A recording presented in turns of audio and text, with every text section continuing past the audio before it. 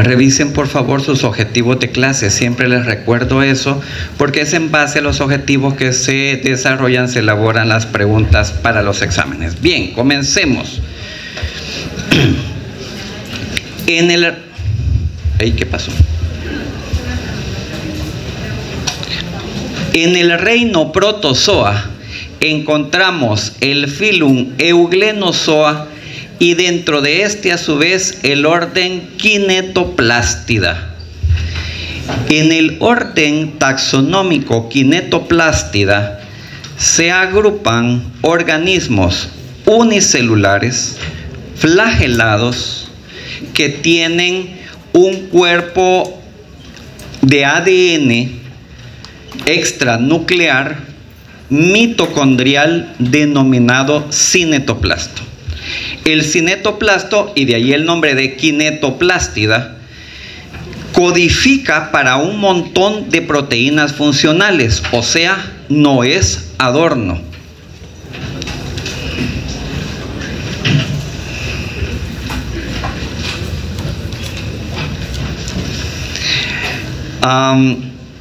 Este ADN, si me escucharon bien, es mitocondrial. Los organismos kinetoplástidos son uno de los mejores ejemplos de que la evolución por algún camino filogenético es de origen quimérico. ¿Qué quiere decir esto? Que los organismos actuales que conocemos previamente, antes de sus momentos evolutivos, fueron organismos independientes, pero que se fusionaron y el organismo resultante termina adquiriendo todas las propiedades de los organismos individuales que lo formaron. Se supone que este kinetoplasto fue el núcleo de un endosimbionte. Por lo tanto, tiene capacidad de producir proteínas, de codificar proteínas funcionales, le sirve para algo al organismo. Bien, ese organelo, insisto, denominado cinetoplasto, es importante de aquí en adelante para un montón de cosas. Por eso quería dejarlo bien claro. Está dentro de una gran mitocondria, que es la única que poseen estos individuos, denominada mitocondrión. La vamos a ver más adelante. ¿Y qué papel juega en la morfología y la fisiología del organismo? Siguiendo con la taxonomía, dentro del orden Kinetoplástida encontramos a la familia Trypanosomatidae. No Trypanosomatidae. Sí, ya sé, cuando los corrijo me dicen, no, es que si no, no se nos olvida y entonces lo escribimos mal, pero lo pronuncia mal. Entonces apréndaselo bien, escríbalo bien y pronúncialo bien. Entonces, la familia Trypanosomatidae abarca organismos fusiformes, alargados, que tienen estructuras de movimiento que le dan una apariencia de tirabuzón, de sacacorcho o de taladro. Precisamente el nombre de Trypanosomatidae viene del griego trypano, que significa taladro, y soma, que significa cuerpo. Dentro de estos trypanosomátidos encontramos, les aclaro, cuando decimos trypanosomátidos, cuando decimos kinetoplástidos, estamos refiriéndonos de una manera coloquial, no técnica, a aquellos individuos que forman parte de cada uno de estos taxones. Bien, entonces, dentro de los trypanosomátidos encontramos más de, ¿cuántos eran? Más de 500, creo, especies de trypanosomátidos que están, de kinetoplástidos que están distribuidos en la naturaleza. Pero en la familia Trypanosomatidae encontramos a dos géneros de mucha importancia médica, porque encontramos o están agrupados parásitos que producen cuadros clínicos graves alrededor del mundo y que vamos a tratar de mencionar en este tema. Los géneros involucrados pues son el tema que nos ocupa este día, Trypanosoma y Leishmania. Dentro de los trypanosomátidos en general tenemos a organismos parásitos monoxenos, desarrollan todo su ciclo dentro de un solo individuo. Hay algunas excepciones y esas excepciones son las que nos producen enfermedad. Entonces, encontramos también organismos dieteroxenos que necesitan un insecto vector y necesitan un hospedero mamífero, generalmente susceptible, para que el ciclo pueda desarrollarse. Debido a una cosa importante que acabo de mencionar, y es que estaba involucrado en la transmisión un insecto vector, las enfermedades que producen estos parásitos están circunscritas geográficamente a zonas alrededor del mundo. ¿Por qué? Porque en estas zonas geográficas tenemos las condiciones ambientales para que se desarrolle el vector. Si no se desarrolla el vector o si se sobredesarrolla, pues tenemos modificaciones en la transmisión de estas enfermedades. Entonces, las enfermedades vectorizadas dependen mucho de las condiciones ambientales y estas a su vez del cambio climático global que estamos sufriendo. Estas olas de calor que estamos sufriendo y que creo que van a ser más frecuentes, tienen una gran influencia, un gran impacto en la dinámica poblacional de los vectores. Aquellos que sientan que les pican más los zancudos porque hay más zancudos, hay más pulgas, hay más jejenes, por algo es. Bien, encontramos entonces estas enfermedades en lo que llamamos los círculos tropicales y subtropicales. Pero bajo otras circunstancias podemos encontrar estas enfermedades en otras latitudes. Entonces, las enfermedades vectorizadas las vamos a encontrar típicamente en estas zonas, pero no quiere decir que no hayan casos distribuidos alrededor del mundo y que tienen otra dinámica de transmisión. Los tripanosomátidos en general tienen estas morfologías. Las voy a describir en este momento y después, cuando me refiera a los ciclos vitales, solo voy a mencionar sus nombres. Entonces, si me regalan un poquito de su atención, las vamos a ver una por una. Los organismos tripanosomátidos en general tienen forma de uso, por eso decimos que son fusiformes, y de uso, por favor, con H. A quien empezó a investigar esto, la forma de esto visto en un microscopio de luz le recordó esto, que es un sistema para hilar que tenían las señoras antes para formar las hilazas con las que habían de tejer. Este muchacho toda la vida lo estoy despertando, o al menos lo veo y está dormido. En el examen no se dé por aludido el otro, porque hay otro. Entonces, dormido en el examen, dormido.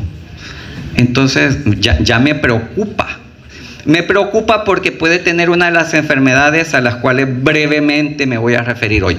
Entonces, esto es un uso que es parte de la rueca, un sistema muy primitivo para hilar. Bien, de ahí viene la palabra fusiforme. Los tripanosomátidos tienen por lo menos un estadio flagelado, y ese estadio siempre va a tener un solo flagelo, y el lado por donde sale, el extremo por donde sale, es el que vamos a denominar extremo anterior. Por lo tanto, el flagelo no lo pensemos como una cola, sino más bien pensémoslo como un cabello, como algo que está en la cabeza. Y esto que estoy diciendo es importante porque determina la dirección del movimiento. Entonces, esto no va para abajo, sino que al contrario, va para arriba, porque el flagelo le sirve para alarse. Bien, otros organelos que encontramos en este individuo, la bolsa flagelar. La bolsa flagelar está asociada no solo al punto de por donde sale el flagelo, sino también que es el organelo que sirve para almacenar alimento. El flagelo sirve no solo para movimiento, sino también para acercar las moléculas nutritivas hacia esa bolsa. Se almacenan acá y bueno, en su momento el parásito hará con él lo que necesita. Encontramos dentro un solo núcleo, todos los estadios son uninucleados, y dentro una sola mitocondria grande e irregular, y por eso recibe el nombre de mitocondrión. Dentro del mitocondrión, como acabo de mencionar, encontramos un cuerpo de ADN formado por círculos pequeños y grandes, denominados minicírculos y maxicírculos, apilados uno encima de otro, como si hay unas cosas que comen los pobres que ustedes no conocen que se llaman tortillas. Entonces las señoras que las hacen las apilan una sobre otra e imaginemos, si no la han visto, pregúntenle a su chef o alguien en su casa lo ha de conocer, alguien de su servidumbre. Entonces, cada una de estas tortillas sería un maxi o un minicírculo. Bien, esto está rodeado por una membrana y es lo que constituye al cinetoplasto. Acabo de decir que está dentro de la mitocondria, pero hay pequeñas fibras proteicas invisibles a través del microscopio de luz que sirven para unir al cinetoplasto con el corpúsculo basal. El corpúsculo basal es el mismo centríolo que ustedes aprendieron en biología y que es el punto de inicio de cualquier flagelo eucariota. Pues bien, esto le da asociación al cinetoplasto con el flagelo, y la migración que pueda experimentar el cinetoplasto determina también movimiento o diferente posición del flagelo, y este detalle es importante para la clasificación del estadio. Más adelante, cuando explique esto, espero que les quede más claro. Luego, otra cosa. Estos individuos, y como les decía a mi grupo el día de ayer en el laboratorio, una ameba tiene una forma asimétrica porque en realidad la delimita una membrana citoplásmica muy flexible. Pero en el caso de los organismos flagelados, esta membrana citoplasmática está modificada porque tiene por debajo y por arriba también estructuras que la modifican. Dentro de esas estructuras, en el caso de los tripanosomátidos, tenemos lo que llamamos microtúbulos subpeliculares.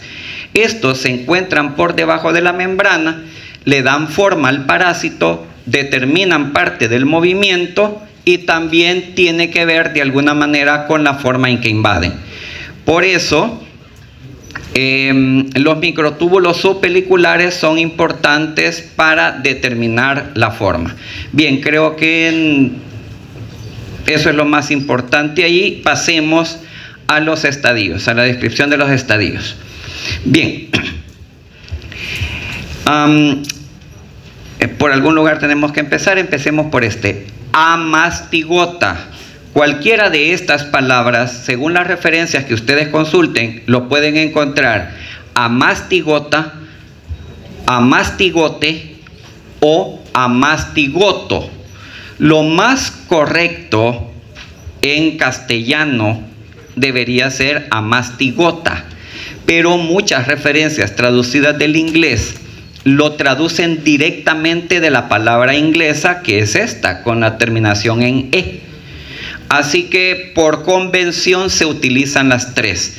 No me pregunten, mire, ¿es amastigota, amastigote o amastigote? O amastigoto. Pueden utilizar indistintamente cualquiera de esas palabras.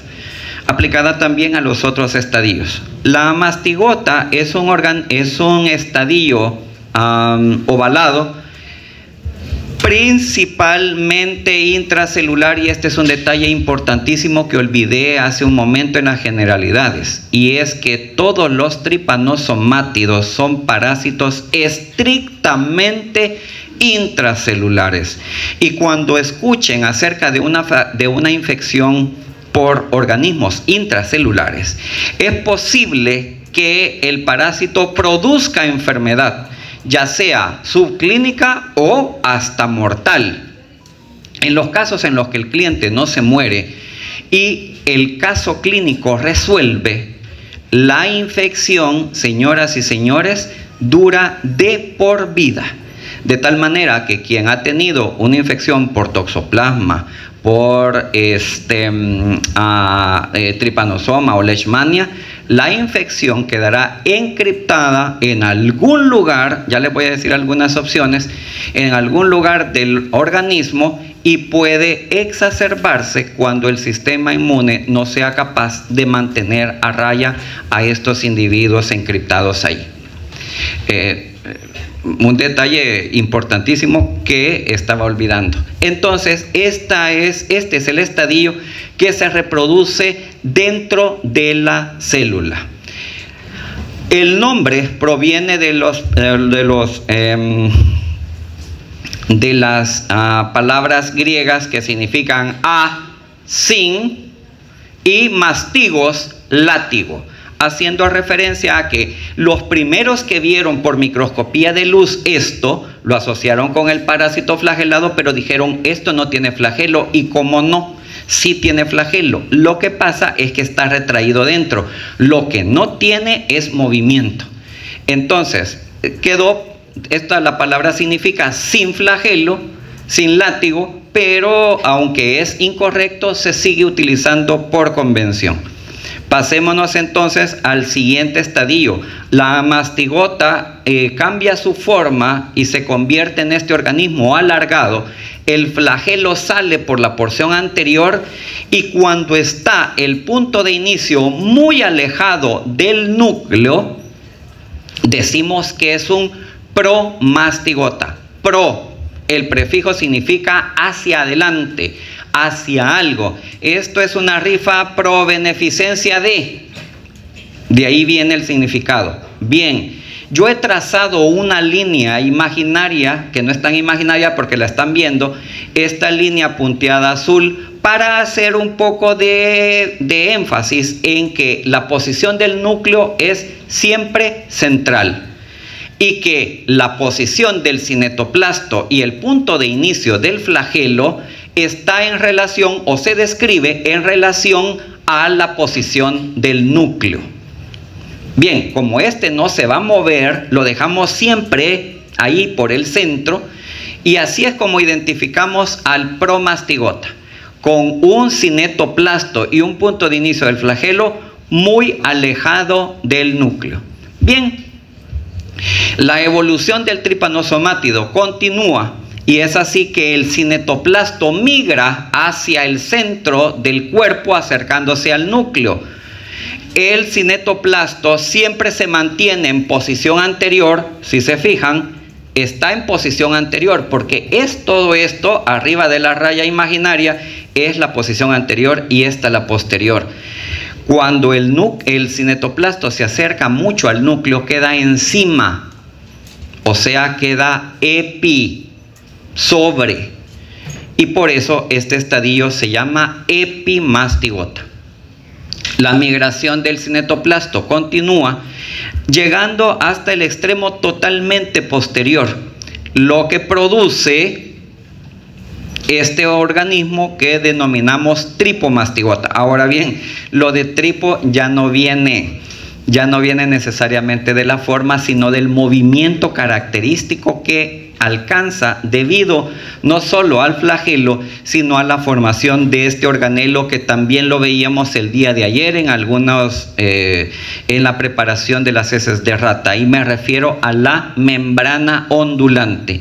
En el epimastigota la membrana ondulante es muy corta, pero en el tripomastigota es mucho más grande, y determina que, dependiendo de algunas variantes, tanto de especies como de algunos estadios, ya lo voy a mencionar más adelante, le da forma de C o de S alargada al estadio.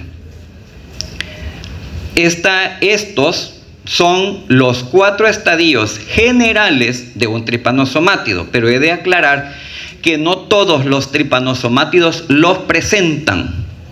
No todos. Vamos por eso a revisar los ciclos, y yo cuando les diga, miren, esto es una mastigota y se convierte en tal, ya saben a qué me refiero. Comencemos entonces hablando de los géneros, un poco ya haciendo un poco de énfasis en. Comencemos con Leishmania. El género Leishmania taxonómicamente está subdividido en dos subgéneros. El subgénero Leishmania y el subgénero Viania. Así no se vayan a confundir. Yo le habría, si de mí hubiera dependido, para no hacerme bolas, le hubiera puesto otro nombre al subgénero. Pero ¿para qué ponerle subgénero Leishmania? Pero bien, así lo dejaron. Entonces no se equivoquen, no es ningún error. Tenemos dos subgéneros, el subgénero Leishmania y el subgénero Viania.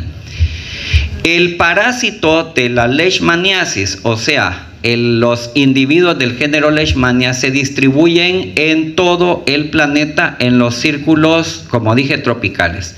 Ahora bien, la epidemiología de la transmisión, los individuos que se encuentran, las especies y los individuos involucrados como reservorios son totalmente diferentes en lo que denominamos Viejo Mundo, cuenca del Mediterráneo, Europa, África, Oriente Medio y América. Por lo tanto, como no tenemos tanto tiempo, solo tengo 1 hora para esta clase, no me voy a referir para nada a la epidemiología de estos parásitos en el Viejo Mundo, solamente en América.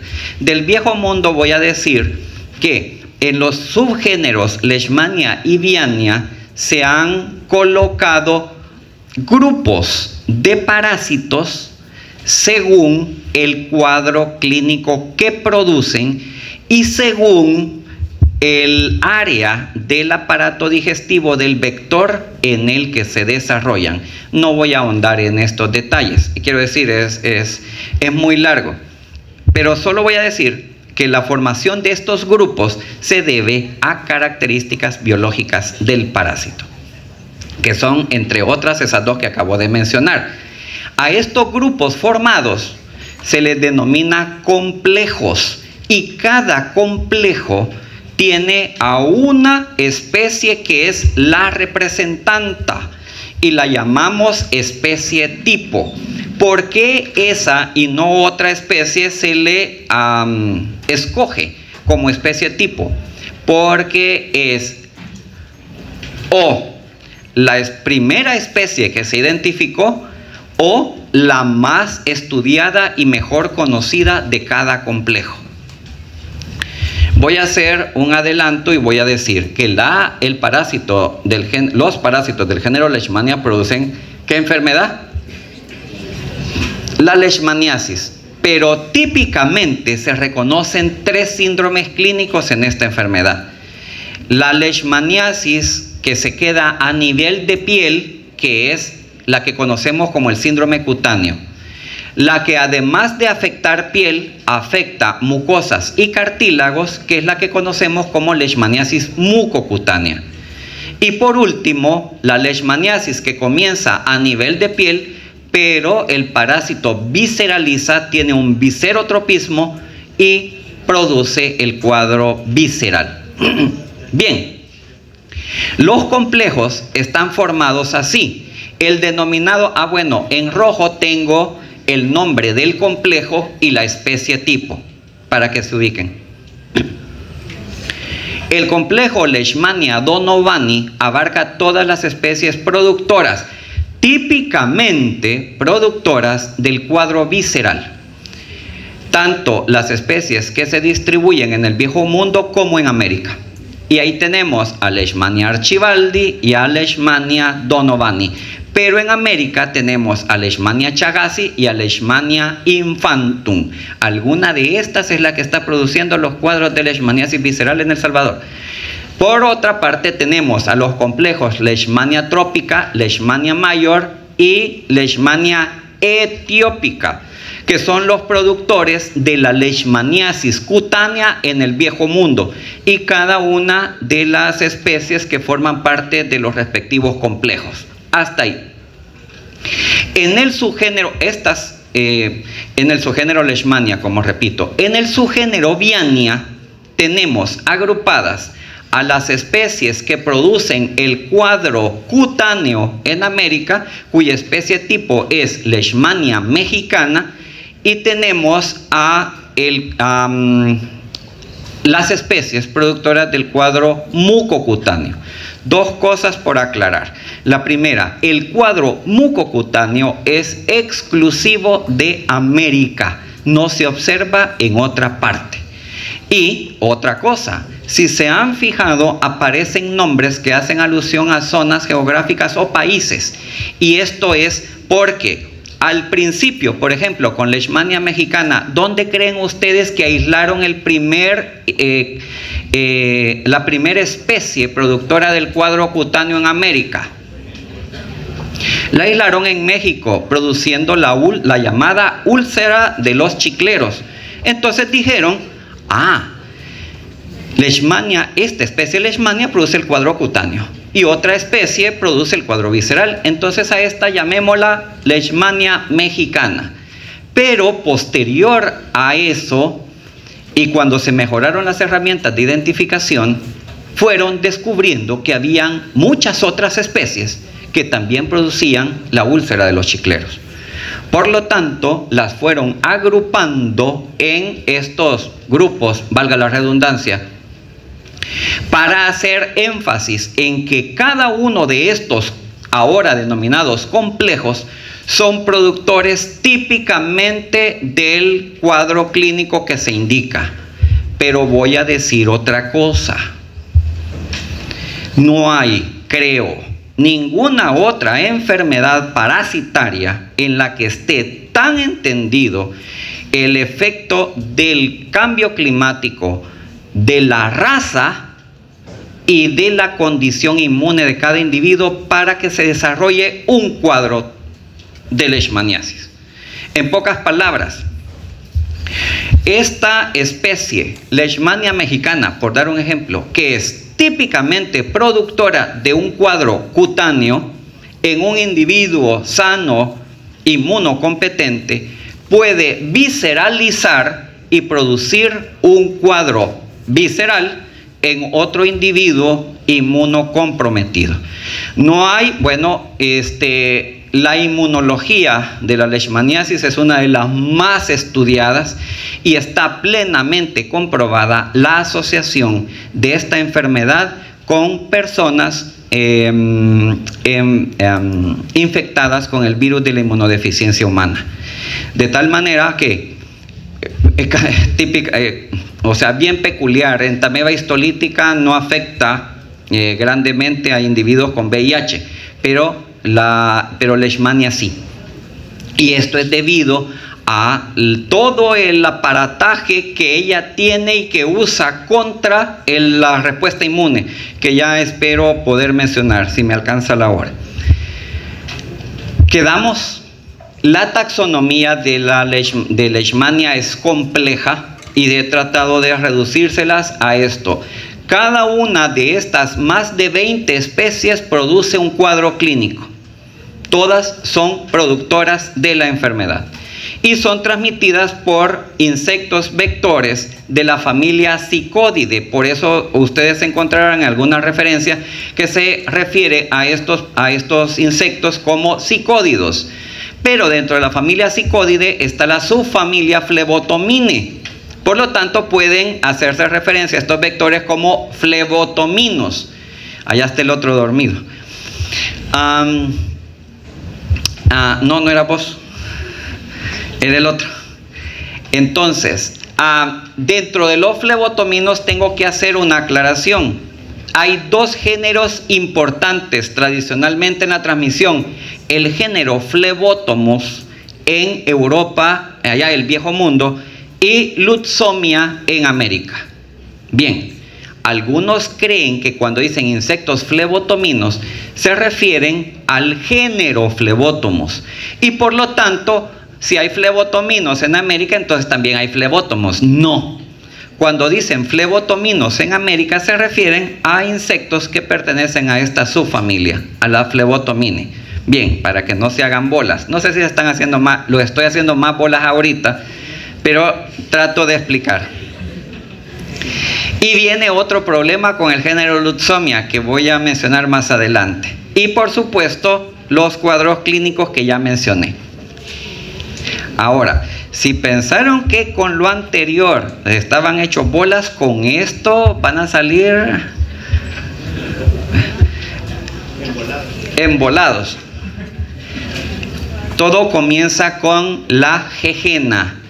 Las individuas del género Lutzomia y otros involucrados son hematófagas. El macho no. La hembra aquí es la sanguinaria y necesita las proteínas de la sangre para formar huevecillos. Esas proteínas de la sangre son las mismas que permiten el desarrollo del parásito dentro del vector. Este parásito se va a desarrollar en partes del tracto digestivo. Esto va a ser relacionado con la especie, pero no vamos a entrar en eso.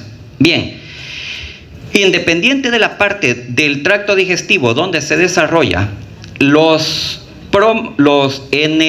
las glándulas salivales se acumulan los promastigotas metacíclicos. Cuando la jejena quiere alimentarse de un hospedero susceptible, pica, pero al no poder absorber la sangre porque ese tapón de parásitos se lo impide, lo que hace es expulsarlos. Y allí es donde, de esta manera tan sencilla, se da la infección. Inyecta los promastigotos metacíclicos y este desarrollo dentro de la jejena puede andar entre 4 a 18 días el parásito. El parásito dentro de la jejena puede tener un ciclo vital de alrededor de 4 a 18 días. ¿Qué determina que sea tan corto o que sea tan largo? La temperatura ambiental. Se acorta cuando los días son más cálidos, cuando la temperatura es más cálida, y se alarga en aquellos lugares templados donde hay temperaturas un poco más frías. Bien, acuérdense de este detalle cuando esté hablando de la epidemiología más adelante, y si se me olvida me recuerdan. Aprovechando que tengo esta fotografía aquí, brevemente voy a decirte los vectores. Ya dije jejena, o sea, el nombre vulgar aquí en El Salvador es el del jejen. Ojo, no son mosquitos, son jejenes. ¿A quién no le ha picado un jejen? La picada se siente mucho más, siendo más pequeños que un mosquito, se siente mucho más que la de uno de estos. Tienen hábitos vespertinos de alimentación. Saquen su silla allí al ¿cómo se llama? Al sol, a ver pasar a los vecinos, y van a sentir tipo 5 en adelante que les están picando las canillas. Así decía mi abuela. Entonces, los jejenes, y es común verse así, que se están matando los jejenes. Bien, tengan cuidado con la leishmaniasis. La hembra en posición de reposo característicamente tiene las alas en posición de 45 grados. Ustedes ven una mosca sobre los alimentos y tiene las alas completamente plegadas sobre el tórax. En este caso no. Esta no está en posición de vuelo, esta es posición de reposo. Característicamente las alas se mantienen así. Y todo el cuerpo está cubierto de vellos, además de tener un tórax y ojos prominentes. Son muy pequeños, blanquecinos, y como dije, se alimentan al atardecer y por la noche. Una vez que los promastigotos metacíclicos han sido inyectados, estos individuos tienen que promover la fagocitosis, porque como acabo de decir, son organismos intracelulares y tienen que entrar a la célula, porque si no van a morder el garrote. ¿Quiénes son las primeras células? Los macrófagos, los fagocitos profesionales por excelencia. Células dendríticas, macrófagos, células de Langerhans. Son las primeras llamadas. Y allí es donde se va a formar el fagolisosoma. Dentro del fagolisosoma, ustedes saben que hay un ambiente ácido. Pues ese ambiente ácido le sirve de shift a la mastigota para indicarle que tiene que cambiar su al promastigota para que cambie su morfología a amastigota. Y la amastigota no solo resiste el ambiente ácido fagolisosomal, sino que además se alimenta de eso, lo necesita, y eso es lo que estimula su proliferación intracelular. Como acabo de decir, el fagolisosoma, por convertirse en la casa del parásito, ya no lo reconocemos como tal, sino que le llamamos vacuola parasitófora. La vacuola parasitófora crece al punto que la carga parasitaria termina rompiendo la célula infectada. La célula infectada, ¿qué estadio va a liberar? Amastigotas. Las amastigotas también tienen capacidad invasiva y promueven la fagocitosis por otras células no infectadas, y el ciclo se repite. Las lesiones típicas producidas por la leishmaniasis a nivel cutáneo, o sea, en el punto donde se ha dado la infección, son crateriformes, necróticas. Hay lesión visible del tejido, y esto se debe no tanto a la acción del parásito como a la respuesta inmune que se está montando contra el parásito. Hay tal respuesta inmune que todas las células que se están destruyendo infectadas están también produciendo citocinas proinflamatorias que a la larga promueven también la destrucción del tejido como un recurso para liberarse del parásito. Bien, eventualmente una jejena que quiere alimentarse pica a un individuo mamífero infectado, capta las amastigotas, se infecta y el ciclo general se repite. Aclarar que dentro del humano solo vamos a encontrar amastigotas. La forma infectante son los promastigotos metacíclicos, pero estos van a cambiar rápidamente su morfología dentro de la célula. Y dentro de estas únicamente vamos a encontrar promastigotas. No vamos a encontrar organismos flagelados en la sangre de este señor. Los promastigotas tienen esta forma, ya se las describí, y lo podemos encontrar no solo en el vector, sino también en los medios de cultivo. Esto lo van a ver en la transmisible 2, pero cuando ustedes tengan un paciente con leishmaniasis, toman RAP. Si hay una lesión que de verdad es traumática, la toma de muestra es esta. Porque además de que ya está jodido el tejido, hay que agarrar el bisturí para terminar de raspar, limpiar sangre, tejido necrótico, etcétera, etcétera. Pero esa muestra que tomamos la podemos colocar en medios de cultivo diferentes a los que conocen y obtener los promastigotas. Y ahí tenemos el ciclo vital general. Hablemos entonces de cómo sobrevive, de cómo invade los promastigotos o promastigotas a la célula. Tiene varias cosas. O sea, si hay algún parásito en realidad que es virulento, es este. Porque tiene demasiadas herramientas para hacerle frente no solo a la acción del sistema inmune, sino también para promover su entrada a la célula. Comencemos con el 1. Tiene moléculas de fibronectina que son capaces de, o son reconocidas por receptores de fibronectina que se encuentran en las células fagocíticas. ¿Qué creen que hace esto? ¿A qué conlleva? Adhesión. Todas las infecciones comienzan con ese simple paso. No es tan simple, pero bueno, nosotros lo simplificamos. La adhesión.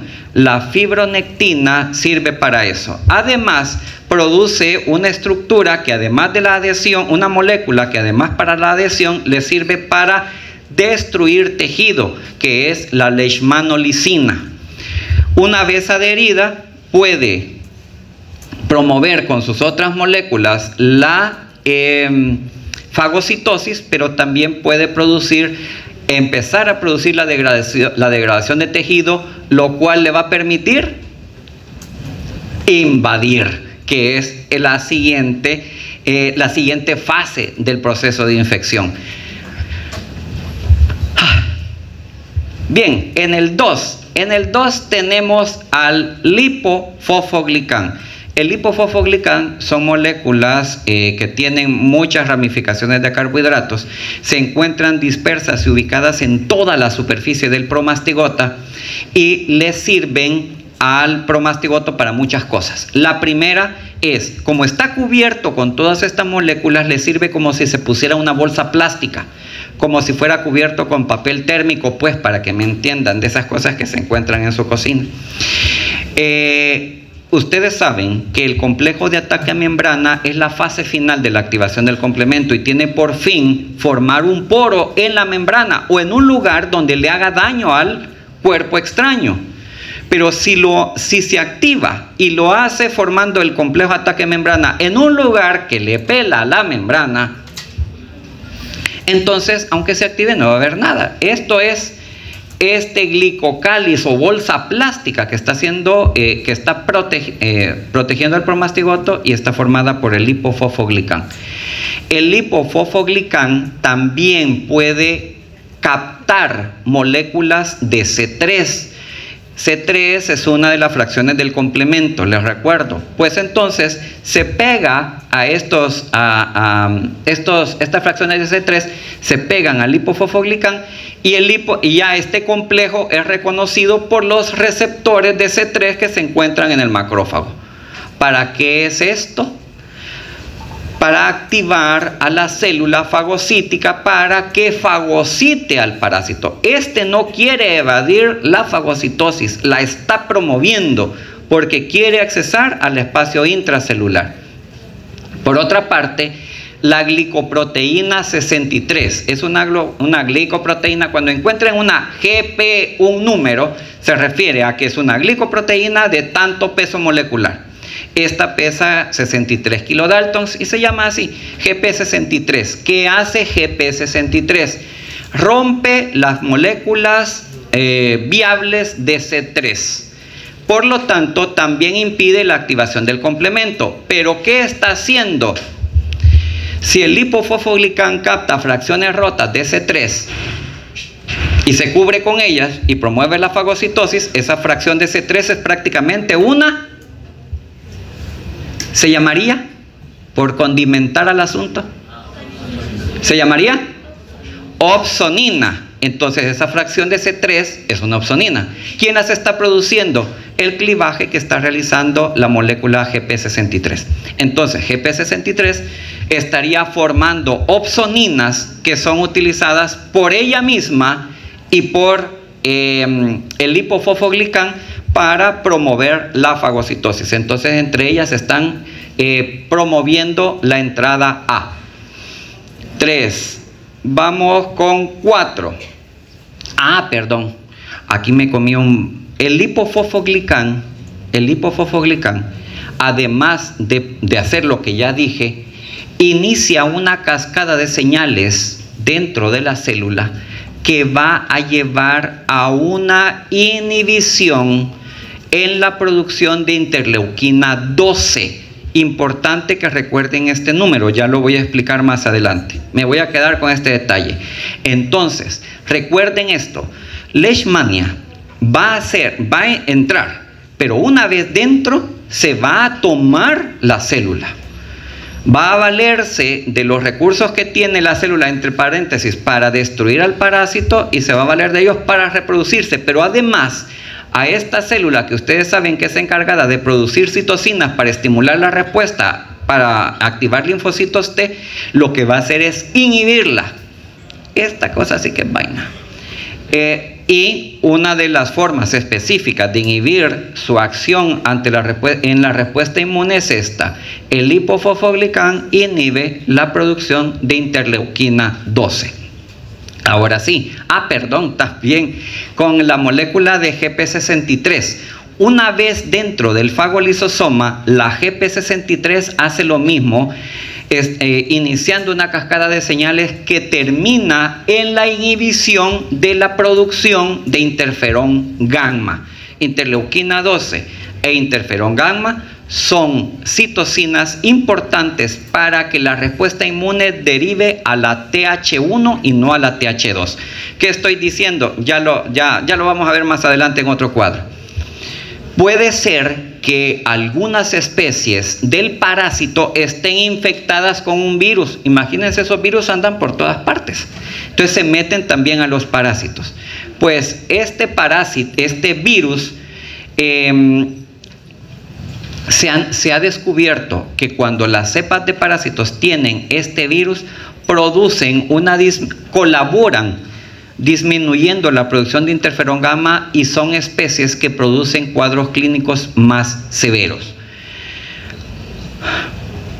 No había un 5, solo me volví a comer en el 2 tratando de llevar, pero bueno, me regreso con el lipofosfoglicán. Ya dentro del fagolisosoma, el lipofosfoglicán hace lo suyo para inhibir la producción del óxido nítrico. Recuerden que cuando hablábamos del estallido respiratorio, el óxido nítrico era un gas, decíamos que era un gas, y que había dos formas de ese gas. Una que estaba preformada, estaba ahí de base, que era poquito, pero cuando la célula fagocítica se activaba, se producía mucho más de este óxido nítrico. Pues bien, inhibe la producción de este óxido nítrico, no del que está de base, sino del que tendría que formarse para atentar contra el parásito.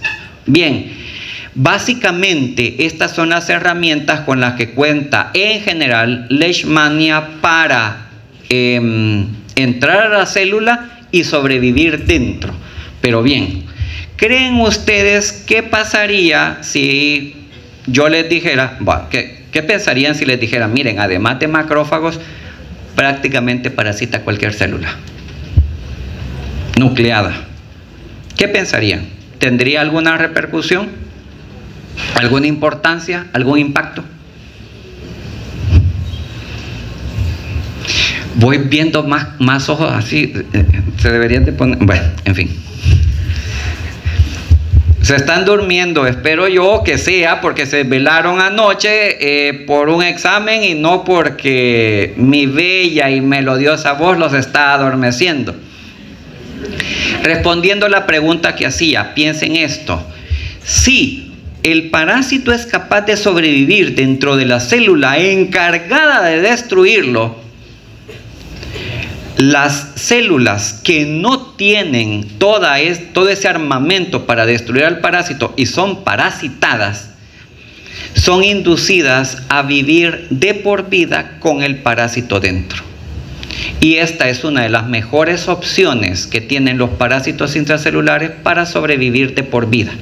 Producir infecciones de por vida. No se hagan ilusiones. Si tienen un paciente con leishmaniasis y le dan tratamiento y se cura, o no le dan tratamiento y el cuadro es autorresolutivo, que puede ser, esta persona va a quedar infectada de por vida. Y la mejor opción es que quede dentro de esas células que no son capaces de montar toda una respuesta en contra de.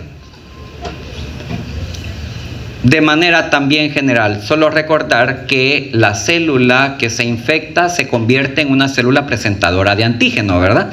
Para que la respuesta inmune sea correcta, la presentación de antígeno tiene que ser en combinación con las moléculas del complejo mayor de histocompatibilidad, clase 2, sí, ya lo sabemos.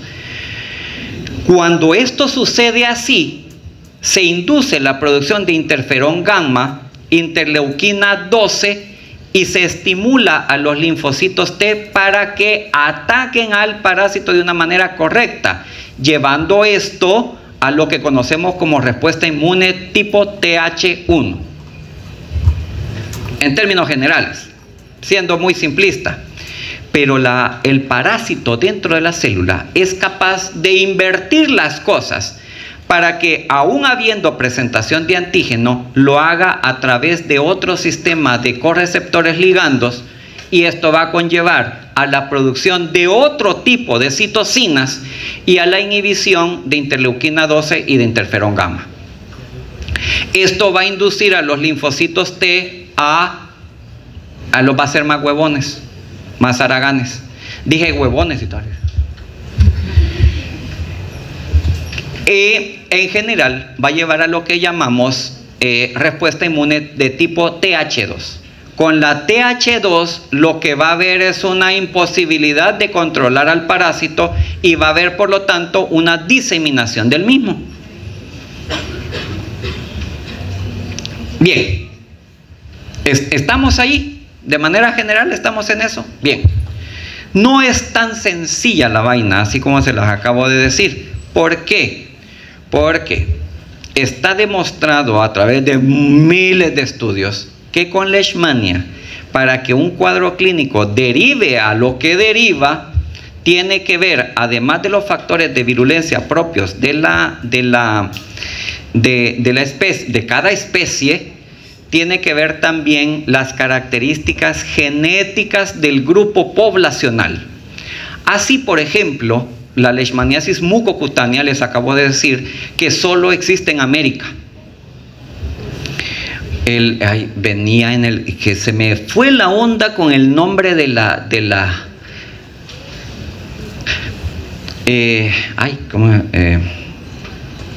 úlcera de Jericó. Ese era el nombre. Ese es otro tipo de cuadro clínico. Adivinen dónde se da. No es en Jericó. Es en la zona hoy donde, primero Dios no pase a más, donde se están dando en la madre ahorita, Siria, Jordania, toda esa zona. Hay una lesión típica que se llama úlcera de Jericó, así como la úlcera típica que destruye cartílago en las selvas del Petén y las zonas boscosas del sur de México, se llama úlcera de los chicleros. De esa misma manera tenemos leishmaniasis mucocutánea solamente en América. Y ya van a ver el tipo de lesión que se da aquí en El Salvador. Entonces, tiene que ver, está demostrado que la raza o grupo genético afectado también tiene que ver. No traigo una foto porque no toca aquí, pero lo van a ver en la transmisible 2. La lesión de nariz de tapir, donde se destruye toda el cartílago nasal y la nariz cae, dando la apariencia de eso, como de un tapir. Solo se ve, es un cuadro clínico que solo afecta a los indígenas de la parte de los Andes. Así que, y por supuesto también la condición inmune. Los cuadros más graves y que llegan a ser mortales se ven en individuos inmunocomprometidos en los extremos de la vida o los que tienen alguna enfermedad subyacente. Entonces, los tres...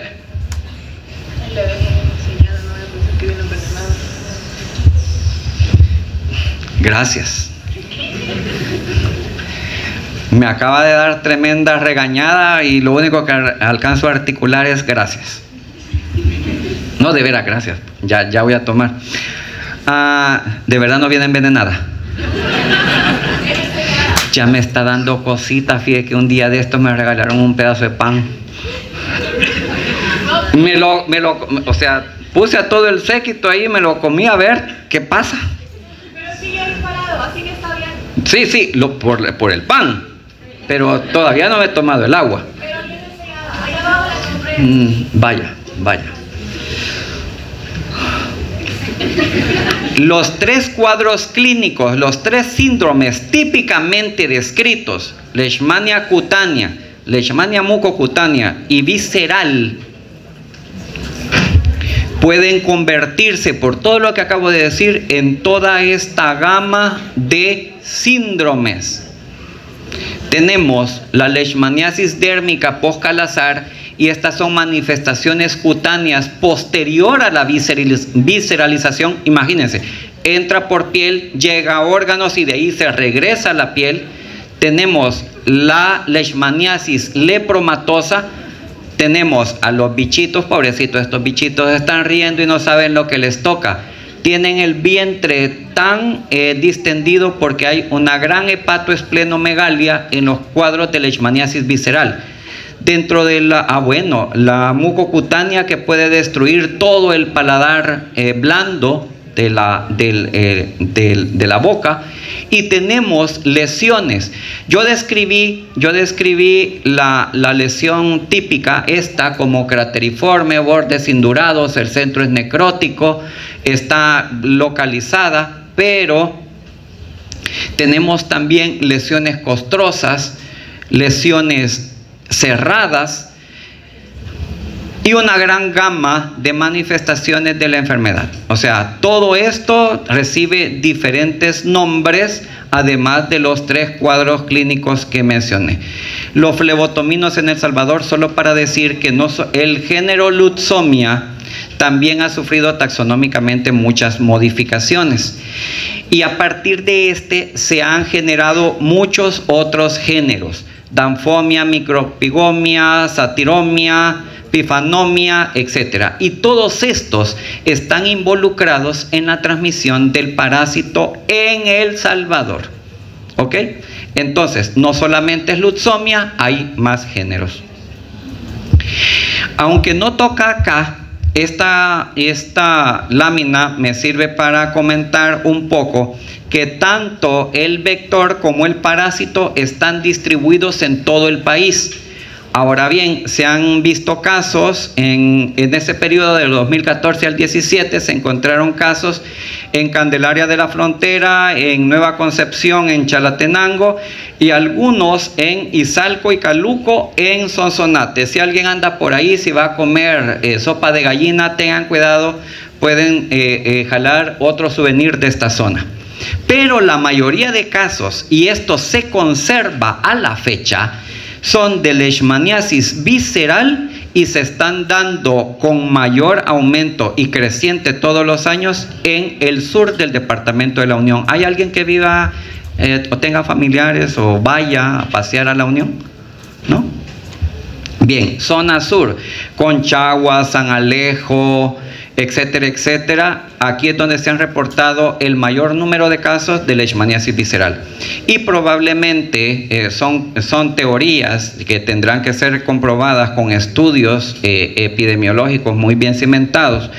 Y es que el cambio climático, este gran calor, estas grandes zonas de aridez que se están formando con el corredor desértico que se está formando, y el aumento de las temperaturas permite el mayor desarrollo, permite una mayor dinámica poblacional de los vectores. En pocas palabras, hay más genes. Y si en esta zona se están pensando en construir estructuras de desarrollo que va a implicar que va a acercarse más gente, ya sea por trabajo o por turismo, tenemos una gran oportunidad de que se desarrollen más enfermedades, más casos de esta enfermedad en estas zonas. Bien, no digo que están mal las obras de desarrollo, al contrario, magnífico, pero hay que tomar en consideración estas circunstancias. Los reservorios son animales selváticos, y es que la transmisión de manera natural no requiere del humano como un hospedero necesario o estricto. El parásito se distribuye entre el vector y reservorios animales. Ahora bien, el asunto es que el humano entra a esta zona selvática donde se encuentran estos animales y el vector, y termina siendo infectado. Por lo tanto, el humano es un hospedero no necesario, es un hospedero de tipo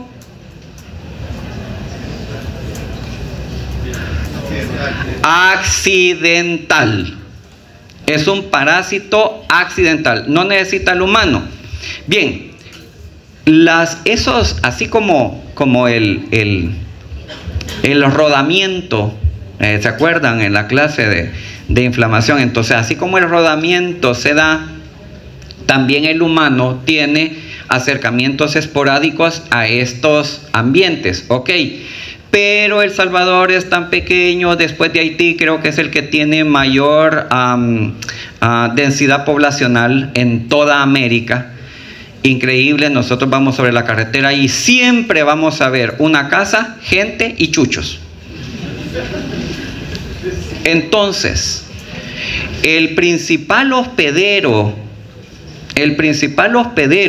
en ese ambiente transicional entre lo selvático y lo urbano, que denominamos círculo doméstico, es, adivinen quién. Ayer yo decía en el grupo los perros son una bomba de tiempo, porque tienen de todo. Ay, no, si son bien chulos. No, si yo tengo dos. Y no son chulos, o sea, son hijos de... ¿Quién no quiere a los perros? ¿Quién no tiene alguno? ¿Quién no ha visto perros callejeros? Pero hay que aceptar que son una bomba de tiempo por la cantidad de parásitos que pueden albergar. Leishmania es uno. Leishmania es uno. Entonces, por favor, tengan en cuenta esto cuando quieran adoptar alguno.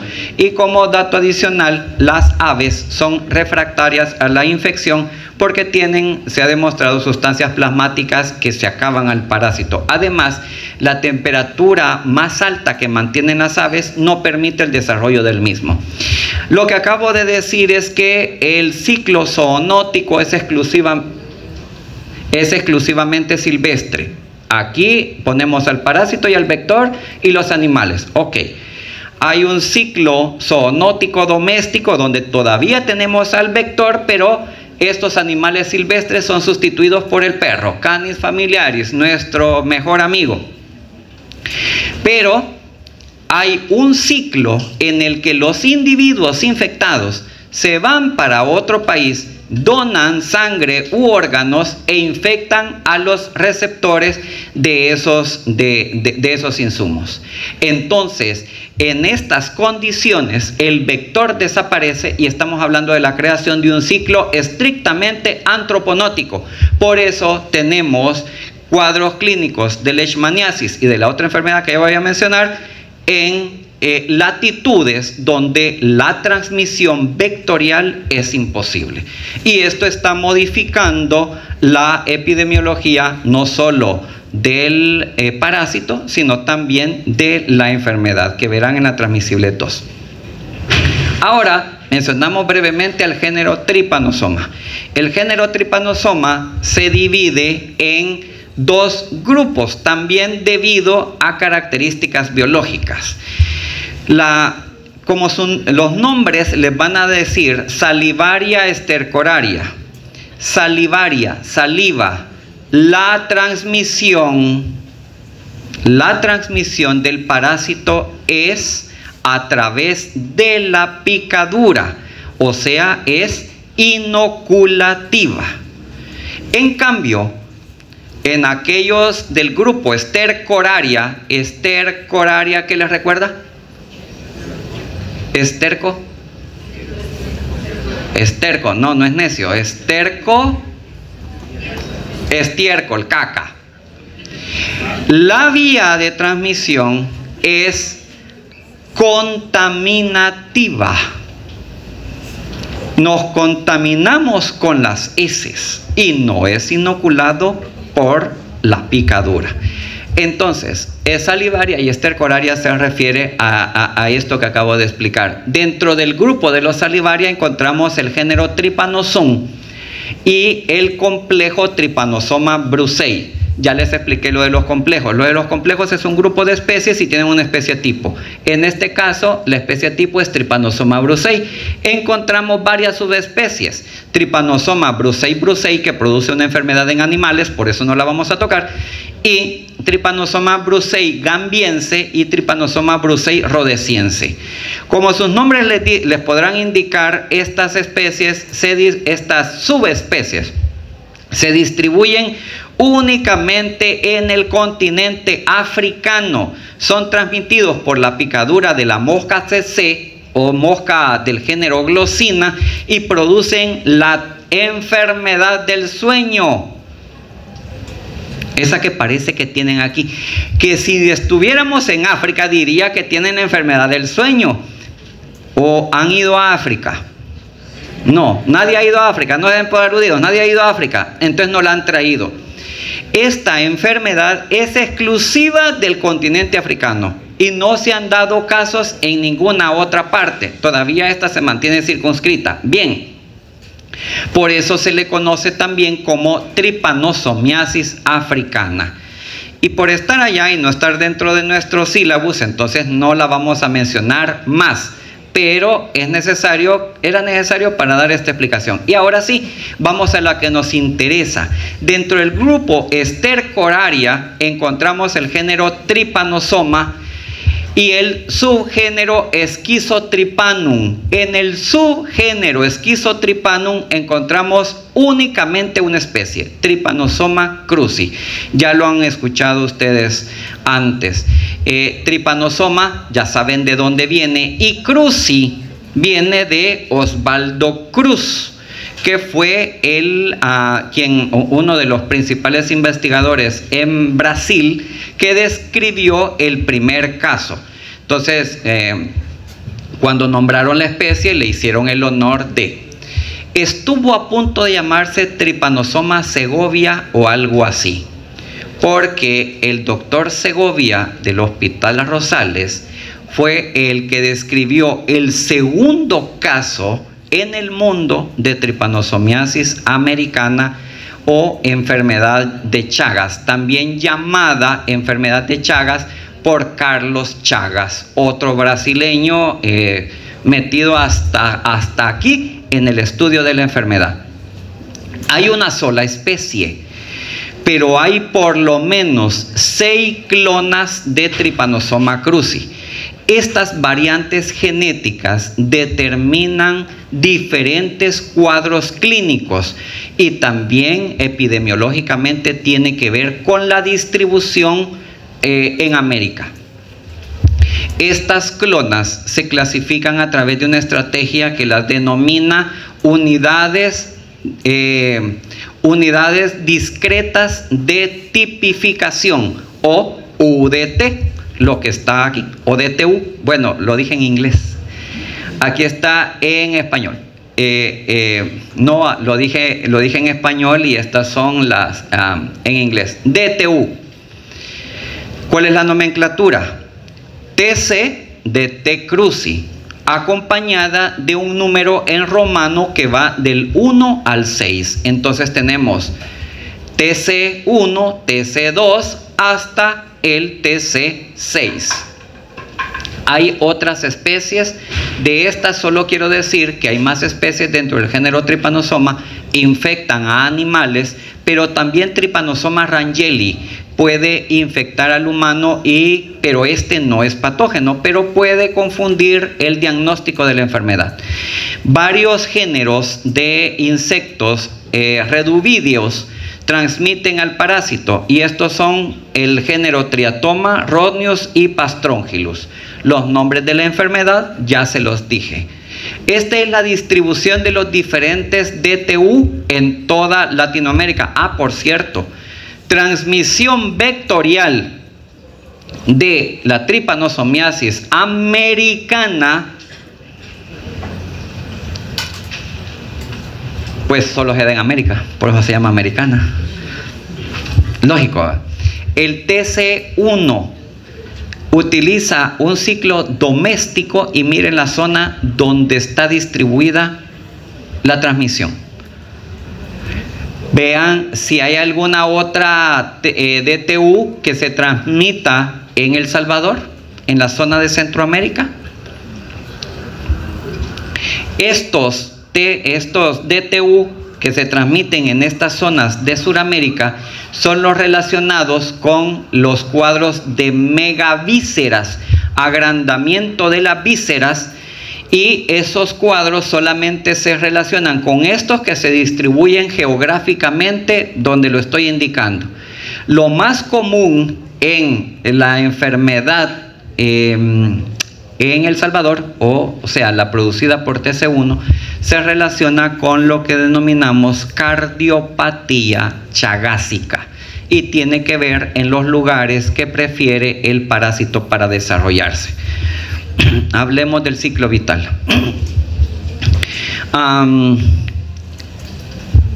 ¿Dónde comenzamos? ¿Dónde está el 1? La chinche infectada, nosotros le llamamos chinche, la chinche infectada pica al humano. Con esta enfermedad, con esta situación pasa lo mismo que con la leishmaniasis. El humano es un hospedero completamente accidental, ya que la transmisión se da en círculos selváticos. La chinche pica al humano infectado, inyecta tripomastigotas metacíclicos. Ya saben cuál es la morfología típica de un tripomastigota. ¿Y por qué se le llama metacíclico? Porque ha completado su génesis, su metaciclogénesis dentro del insecto vector. Estos tripomastigotas metacíclicos tienen la capacidad de penetrar prácticamente cualquier célula nucleada y desarrollarse dentro. Pero va a preferir las células del músculo estriado. Esto implica que se va a ir a músculo esquelético y ¿a dónde más? A corazón. Y dentro del corazón va a producir un agrandamiento que va a llevar a una alteración de los signos medibles, lo que caracteriza a la cardiopatía chagásica que se ve en la primera fase de la enfermedad. Bien, ojo con esto, que aquí está muy simplificado, pero se lo voy a decir. Una vez que el tripomastigota metacíclico ha entrado a la célula, se transforma en amastigota, pero luego se transforma en pro, en epi y finalmente en tripomastigota, que sale a la sangre y por tener una forma diferente a la del tripomastigota que inyectó,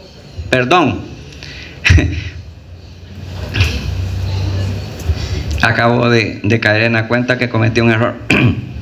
Acabo de decir inyectó. Como tiene una forma diferente al tripomastigota que entró al humano y porque anda en sangre, lo llamamos tripomastigota sanguíneo. Este tripomastigota sanguíneo puede o tiene la capacidad de penetrar nuevas células y producir muchos más individuos que van a andar circulando en sangre. La producción activa de tripomastigotas sanguíneos se da en lo que llamamos fase aguda de la enfermedad de Chagas. La presencia del parásito va a inducir característicamente fiebre como primer signo clínico, pero no va a ser el único. Y hay otras enfermedades también infecciosas que se manifiestan con la producción de fiebre. Por eso, en las unidades de salud, en los centros de atención de primer nivel, un paciente febril puede ser cualquier cosa. Y dentro de ese espectro de enfermedades debe incluirse la enfermedad de Chagas en su fase denominada aguda. Cuando este ciclo termina, muchas amastigotas quedan dentro de las células de manera encriptada en cualquier parte del cuerpo. Aquellas que quedan dentro del corazón y dentro de otros órganos son las que pueden llevar a manifestaciones que se observan años después de la primoinfección. Y es lo que conocemos, y todo este conjunto de signos y síntomas es lo que conocemos como fase crónica de la enfermedad de Chagas. Dependiendo de las referencias que ustedes consulten, van a encontrar que hay algunos libros viejitos o referencias viejas que van a decir, allá cayó otra. No, eso no lo va a decir la referencia, eso lo digo yo. Allá está otra. Ya sé que fue el desayuno del cual no me dio, una gran platada que estaba echando, claro, le dio sueño. No compartió, por lo menos.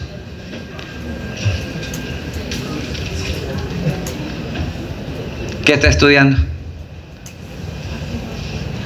Más le vale. ¿En qué estaba? No, que tienen sueño, sí, pero ¿en qué estaba?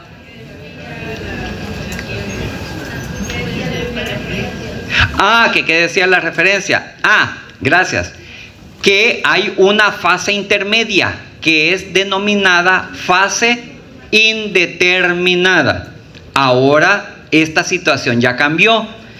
Ahora se conoce simplemente como fase aguda, esta donde el paciente está con fiebre, tiene los signos y síntomas clínicos, y otra que se manifiesta cuando estos signos agudos terminan.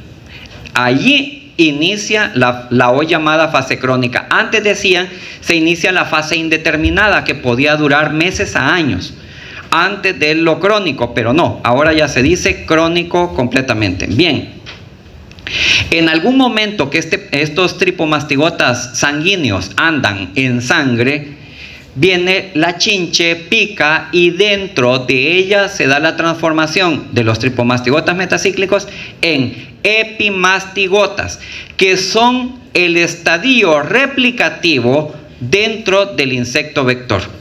Estos epimastigotas se dividen, se multiplican y se convierten en tripomastigotas, que por completar la metaciclogénesis son denominados tripomastigotas metacíclicos, y el ciclo vuelve a comenzar. Solo decir una cosa, que en el sitio, bueno, la chinche viene y pica, se alimenta de sangre. Una situación, un comportamiento biológico que se observa incluso hasta en humanos, les va a parecer risible, pero es que es cierto, somos organismos vivos. Les habrá llamado la atención que hay principalmente niños, porque ya los adultos nos reservamos un poco, aunque no todos, acabando de comer, van al baño. Y la mamá dice, hijo, ya tan rápido. No, lo que está haciendo el cuerpo es hacer espacio para recibir más comida. Por lo tanto, el estímulo nervioso es a evacuar lo que ya está por salir. A veces, a algunos no, y quiero decir, a varias personas me han comentado que es terminando de almorzar y le dan ganas de defecar. Y es por esta situación. Entonces, las aves, los perros y también las chinches tienen este mismo estímulo. Así que vienen, pican para alimentarse, y la muy condenada quizás sabe lo que está haciendo, se da vuelta y defeca en el lugar donde acaba de picar. Y allí ella completa su trabajo. La picada genera prurito, da picazón. En ese momento se rasca la persona y se inocula las heces donde va el parásito. Entonces, la forma de infección no es a través de la picadura, sino es, como dije al principio, contaminativa, porque una lesión previa, en este caso la que hizo la chinche cuando picó, se contamina con las heces que llevan al parásito. Esta picada puede ser en cualquier parte del cuerpo, y donde se dé esa inoculación va a haber el montaje de una respuesta inflamatoria en contra del parásito. El tejido, por lo tanto, se va a enrojecer, se va a reblandecer y va a ser un tanto doloroso y puede implicar ganglios regionales. A esto que acabo de describir lo vamos a conocer como chagoma. Bien, como es una vía contaminativa, también puede entrar por las mucosas el parásito, y una de las más comunes a través de las cuales entra es la conjuntiva ocular. Se monta la respuesta que acabo de decir y se forma una inflamación típicamente unilateral bipalpebral, que se conoce con el nombre de signo de Romaña. En pocas palabras, cuando el chagoma es en el ojo, lo llamamos signo de Romaña. Pero el signo de Romaña no es patognomónico de la enfermedad de Chagas. Puede ser Chagas, pero puede ser violencia doméstica también. Y muchos médicos, y esto lo digo porque probablemente me muera mañana o me muera hoy mismo y no tenga la oportunidad de decirlo, en la atención del primer nivel, un médico así, bisoño, bien, todavía va con... cree que para tener Chagas, una persona, Chagas agudo, debe tener el signo de Romaña. Pero eso es dependiente del sitio de la infección. Así que puede no tenerlo, y el paciente que tiene fiebre y que está encamado ahí, háganle un examen de sangre para ver si tiene Chagas en fase aguda. De todo lo que acabo de decir, se deduce lo siguiente: como anda en sangre, hay varias vías de transmisión. La principal es la vectorial, la principal es la del 80% de los casos clínicos. Ya vamos a ver otra cosa respecto a esto. Luego hay otras que se desprenden de el uso de fluidos corporales. La transmamaria está demostrada, la transfusional es obvia. Afortunadamente en nuestros bancos de sangre hay toda una red que tamiza las unidades que ahora son confiables, pues si alguien sale con Chagas, esa unidad ya no se transfunde. Tenemos la congénita y la accidental en el laboratorio, porque todos esos estadios que se pueden obtener en el laboratorio son también infectantes.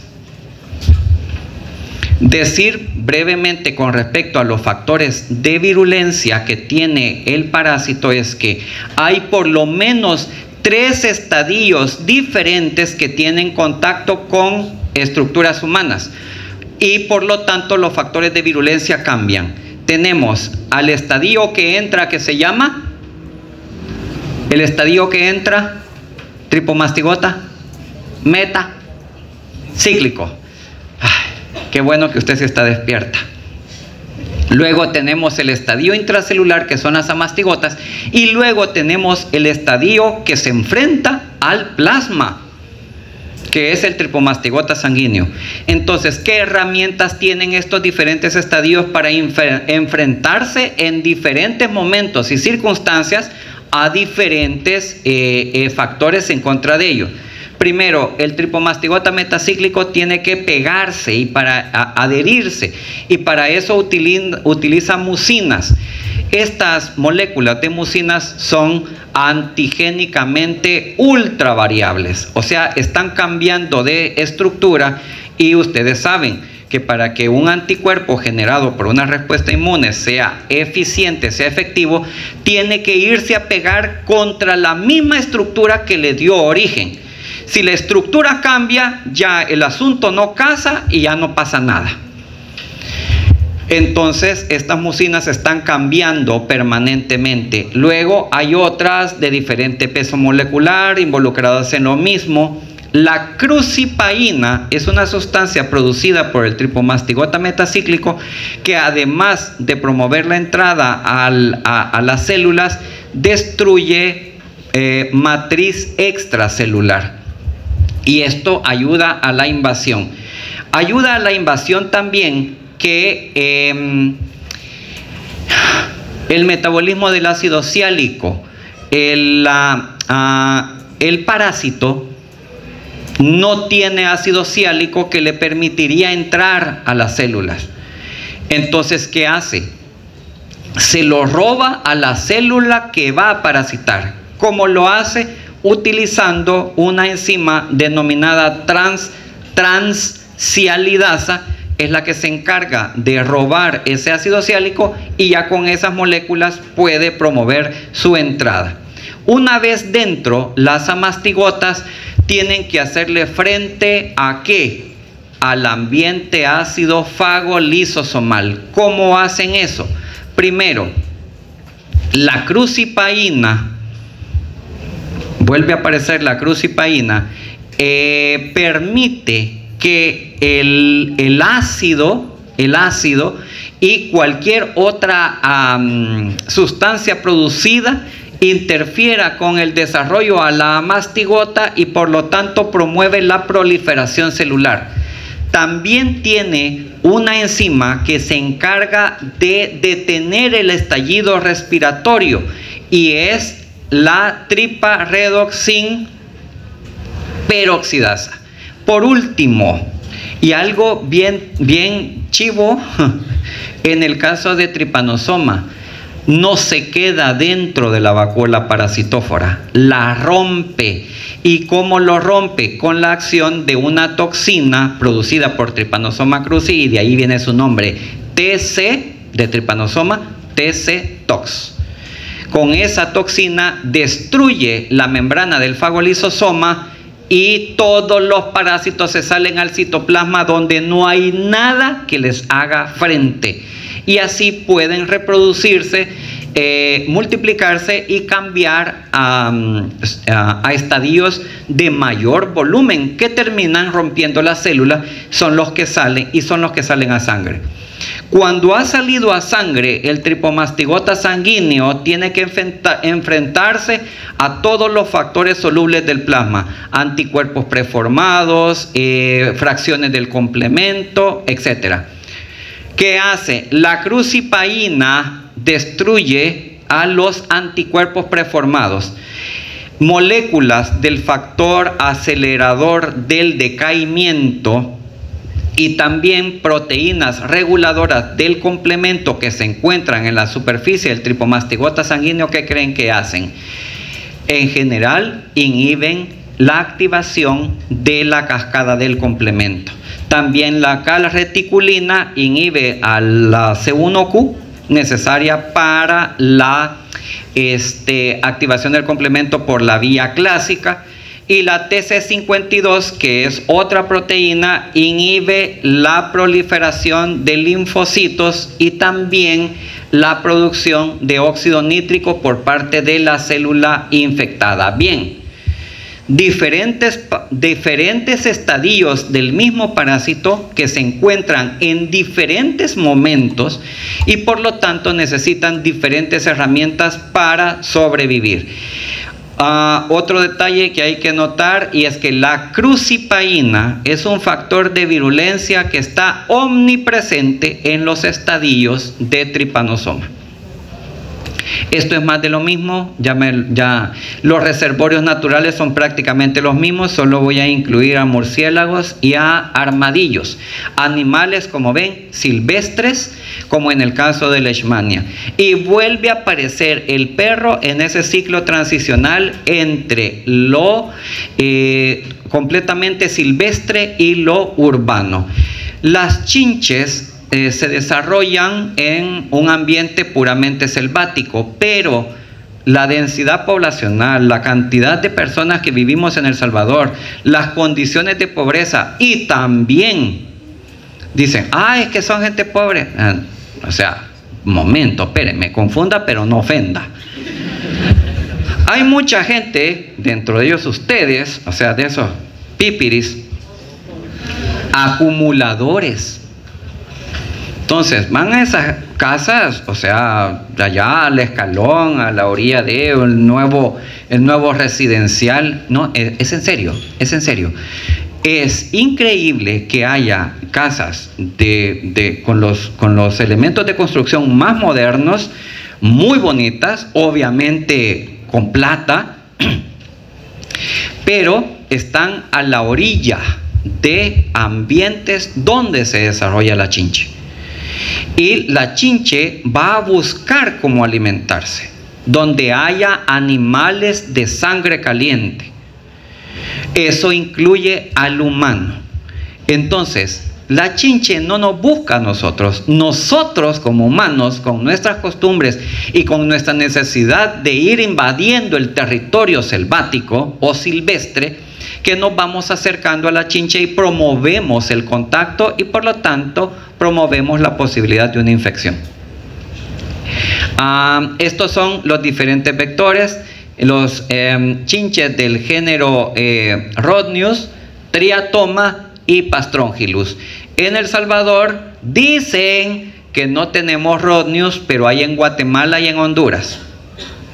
Luego, Triatoma es la más común y Pastrongylus está más allá en el cono sur. Entonces, otro parásito que le podemos agregar a los perros, porque, y eso no me lo estoy inventando yo y no estoy siendo, o sea, no estoy poniendo en mal a los chuchos, o sea, a mí me caen bien. El asunto es que tenemos que ser, lo que digo es en función de que tenemos que darle más atención a los perros, o sea, a esos animales de compañía, porque promueven la transmisión de enfermedades zoonóticas. Con respecto a los vectores, está Rhodnius y Triatoma arriba. Las chinches, las llamadas chinches, cumplen una metamorfosis hemimetábola, o sea, una metamorfosis incompleta. La metamorfosis completa es aquella que huevo, larva, pupa y adulto. La mosca hace eso. Pero en el caso de las chinches es incompleta porque solo se producen huevecillos, ninfas y adultos. Los estadios ninfales son 5. Son ninfas, la única variante que tienen entre ellas es el tamaño. Y al final van a originar, y también que no está diferenciado el sexo. En los adultos sí, hembra y macho. Hacen cositas y la hembra ovipone. Los huevecillos al madurar liberan esto que parece una hormiguita, por vida, que parece una hormiguita, pero ese primer estadio ninfal se alimenta de sangre. Y a diferencia del género Leishmania, se alimentan de sangre todos los estadios ninfales y tanto la hembra como el macho. Aquí todos se hartan de sangre. Por lo tanto, desde el primer estadio ninfal son transmisores del parásito. Me llega ese drama. ¿Qué? ¿Iba a decir algo? ¿Dije algo mal? Entonces no me interrumpa. Entonces, volviendo al punto. Todos estos entonces son, o sea, solemos darle importancia a esto, es lo más visible, es lo más notorio, tiene bonitos colores, etcétera, etcétera. Ya la licenciada Magaña les va a contar cómo es, el pronoto, etcétera, etcétera. No está dentro de los objetivos de esta clase. Pero sí no quería irme sin dejar claro que cualquiera de estos estadios es transmisor del parásito. No lo va a transmitir por la picadura, sino por la contaminación de heridas, lesiones, abrasiones, raspones y también de las mucosas. Puede entrar también por la mucosa oral, etc. Bien.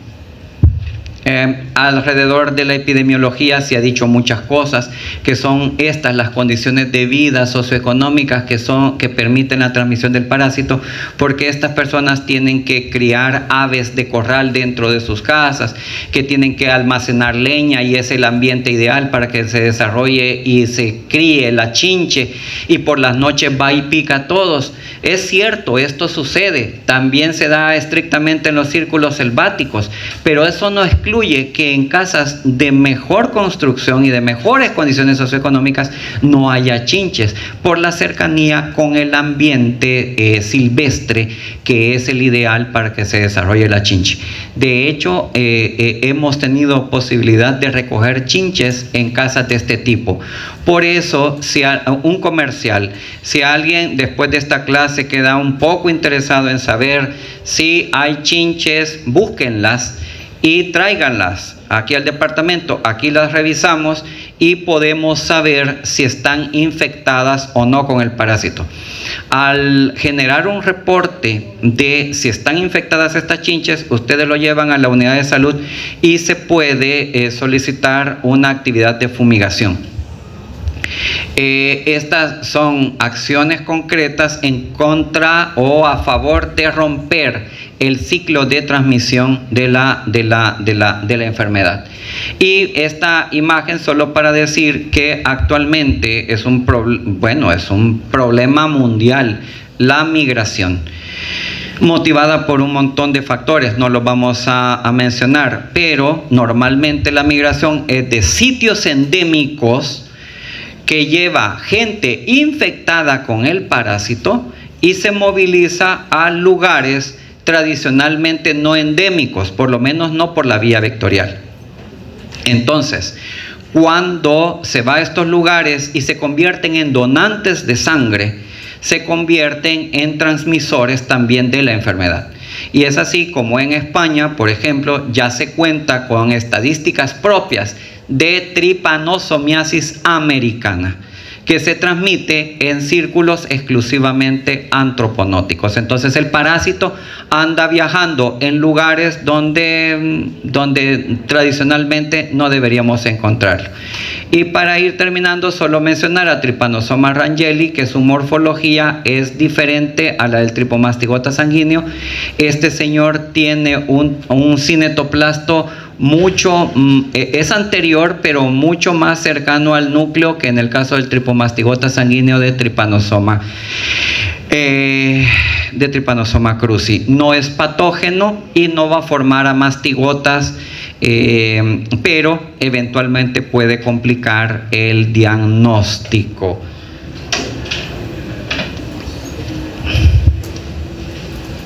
Y ya, porque todo lo demás no tiene que ver con esta clase. Vaya pues, vuelvan a aplaudir.